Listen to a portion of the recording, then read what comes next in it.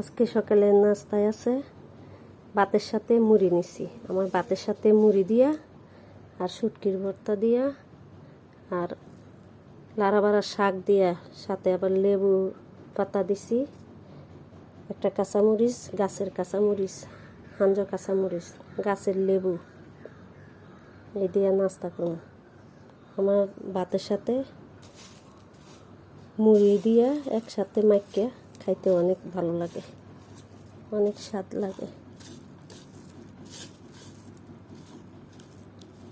শুটকির ভর্তা আর হাতের তোলা শাক আর এই যে সাথে মুড়ি আর ভাত, এই যে লেবু চিপা নিয়ে, গাছের লেবু, এই যে কাঁচামরিচ, গাছের কাঁচামরিচ দিয়া ভাত খানো, স্বাদ লাগে।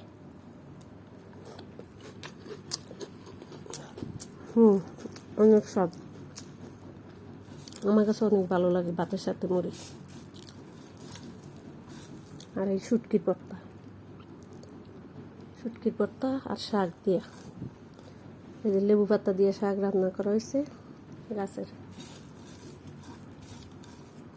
নিজের গাছের লেবু পাতায়, সুন্দর, খাইতে অনেক টেস্ট। মুড়িটা সাথে নিলে অনেক ভালো লাগে।